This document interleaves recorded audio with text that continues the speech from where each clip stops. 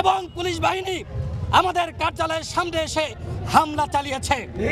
আমরা জানতে চাই, আমাদের উপর যে হামলা করলো শুধুমাত্র কার্যালয়ের সামনে না, আমাদের কার্যালয়ের ভিতর ঢুকে সেনাবাহিনী এবং পুলিশ হামলা চালিয়েছে। এই হামলায় ডক্টর মোহাম্মদ ইউনূসের বা তার স্বরাষ্ট্র উপদেষ্টার বা এই অন্তর্বর্তীকালীন সরকারের কোনো উপদেষ্টার ইন্ধন ছিল কিনা সেইটা আমরা প্রেস সচিবের কাছ থেকে জানতে চাই। আজকে সেনাবাহিনী বুট জুতা দিয়ে নুরুল হক নূরকে পাঠিয়েছে। আমাদের উপরে আওয়ামী লীগের আমলেও এইভাবে তারা হামলা করতে সাহস করে নাই। সেনাবাহিনী আমাদের গায়ে হাত দেয়নি। আজকে আমাদের গায়ে আমাদের সরকারের আমলে হাত দেওয়া হয়েছে। প্রথম দফায় আমার উপর হামলা হয়, আমার আঙ্গুল ভেঙে গিয়েছে।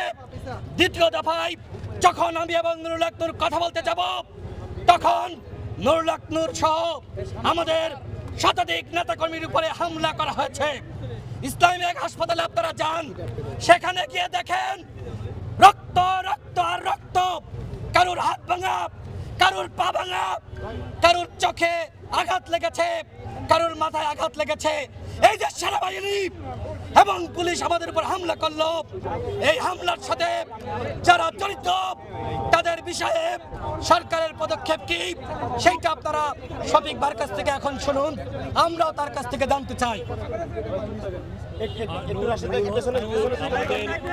যখন বাংলাদেশের মানুষের সাহসের অভাব ছিল, যখন হাসিনার এগেইনস্টে কেউ দাঁড়ায় না, তখন উনি 2018 সালে উনি বাংলাদেশকে নেতৃত্ব দিয়েছিলেন।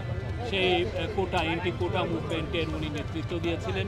তার সাহস, এবং আপনারা দেখেছেন 2024 সালের জুলাই মাসে আপনি দেখেন যখন আন্দোলনে তার পুরো গণ অধিকার পরিষদ সবাই ছিলেন, এবং নূরকে 19শে জুলাইকে ওরা 20শে জুলাই রাতে পড়েছে, ওইটা 19শে জুলাই দিবাগত রাতে ওনাকে অ্যারেস্ট করা হয় এবং ওনাকে ওখানে নির্মমভাবে টর্চার করা হয়।